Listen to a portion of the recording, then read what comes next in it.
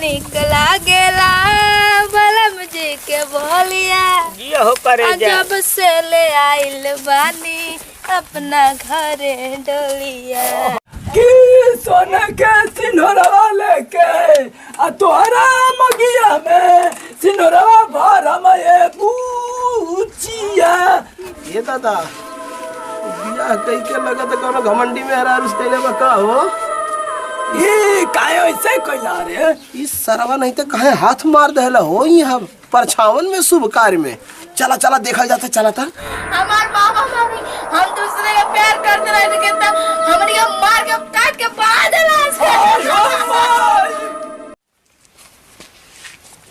आवो चल और की अब की लगन में जय जय हो गई का हो करे जा का है ना ओए बुआगवे अगवे तू भागल चलत है रुओ अपना ही चली अरे की जैसन सोचले रहनी ओइसन धनिया मोर बाड़ी अरे सामर न गोर बाड़ी हो वो कुछ बोलबू कि जैसन सोचला रानी वैसन पियवा मोर बड़े सावर न गोर बड़े थोड़ा छरहर मोट पातर थोड़े थोड़े बड़े सावर नगर बड़े अरे आई ना जल्दी जल्दी हो है ना सुना ना का मिजाज था गुलबा हाँ केनी आराम चली जे कोली हल जाओ हाँ जी बहुत देरी हो गल बाटे घर से निकल तनी चली कहीं देखल जा अरे हो देखो ना पलानी एगो लौकत हां हो पलानी लौकत चल तनी जा आराम कर जा आराम तनी कर लिए चल चल अरे बड़ निक लागेला बलम जी के बोलिया ये हो करे जा जब से ले आइल बानी अपना घरे डोलिया तनी गई तो अब बन के हमारा जिंदगी में आइल जोर बाड़ू अरे सावर न गोर बाड़ू हो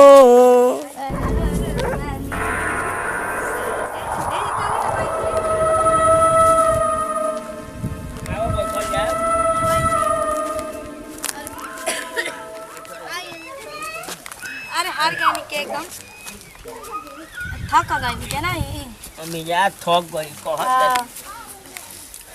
क्या हो तब हाँ बोली का विचार कहता का विचार बजी इतना मस्त ठंडा मड़ई में बैठ गई जा इतना तो यो तो दिख गई तो बैठ गई नहीं आई जा का विचार कुछ बनी वा करावा तभी माहौल दूसर कहता नु पलानी में घुसा के बाद माहौल अलग कह देता अच्छा मन करत न भोर अकवारी भोर तार बुझात नहीं छे नु चली हां ठीक एगो चुमा द ना अच्छा ठीक है कम से कम चुमा द ठीक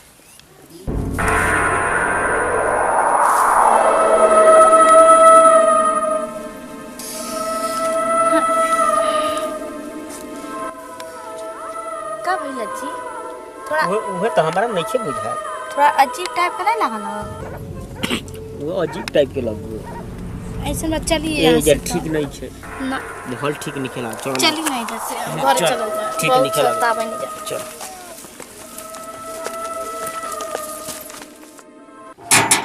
बाबूजी बोला हो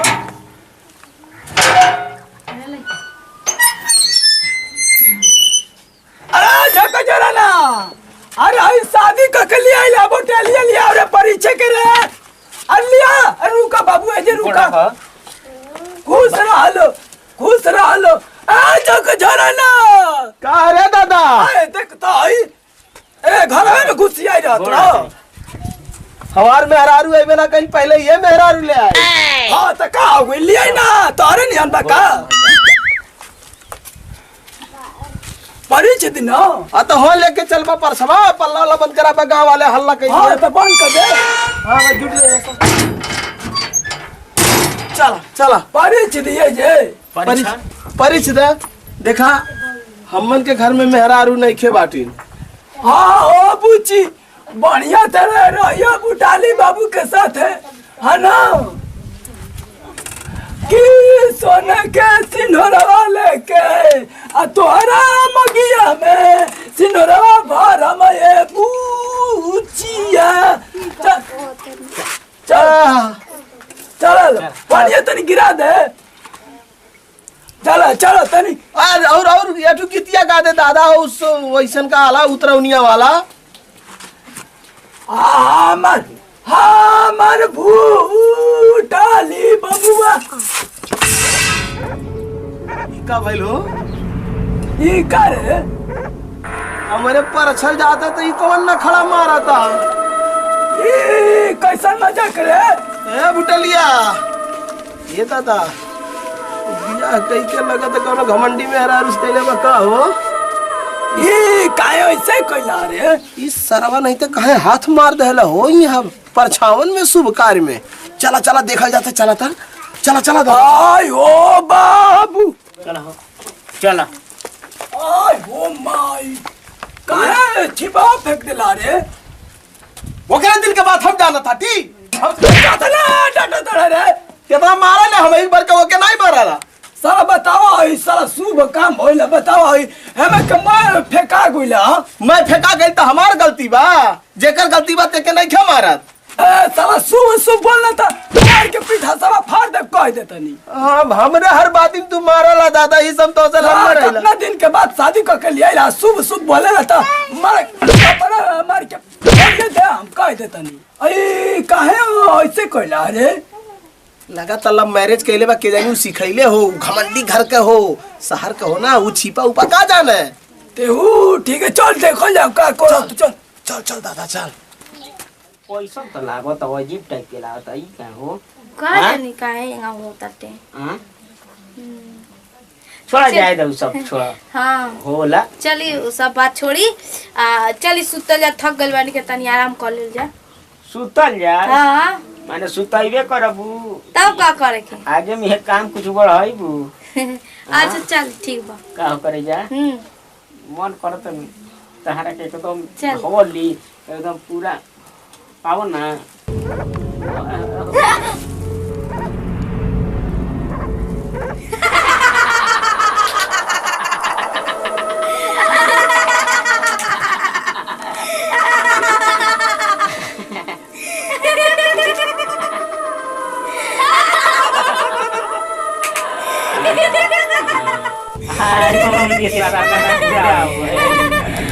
आज हमने बरसों का सपना पूरा वो का सच रहना था कि हमने ये प्यार अधूरा रह जाएगा। कौन है ये कौन है ऐसा करना कि हमने का प्यार अधूरा रहे।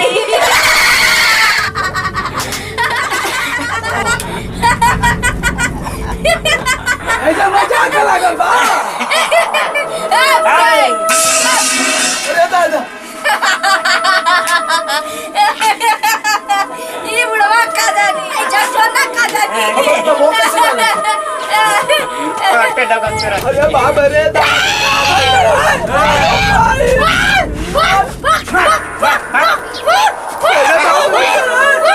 दादा हम लुकवा ले लुका बनो तो निकला।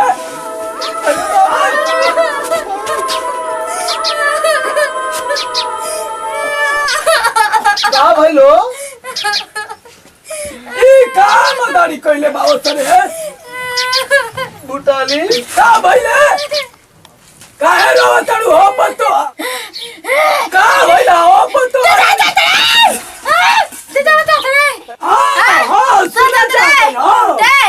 सुन हमने का तू ना जानी क्या अब बड़ा पर काई जा ले ई तू ना प्रेमी शादी का जाता रहा को तो हम थई ले हमार मामा मामी दूसरे के एक दूसरे को प्यार ना देखल चाहत रहा ना मार डालना से।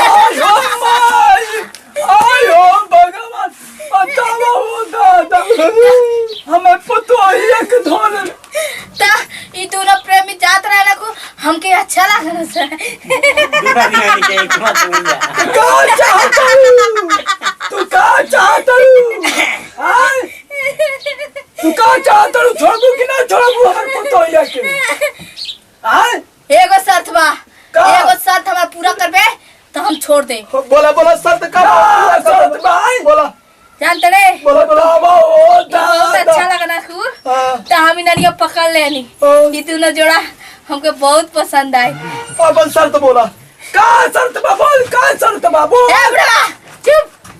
दादा रुके हमनी ले के कहूं साथ नहीं बा। हम तुम्हारे लिए कहा देता नहीं। हाँ अरे दादा रे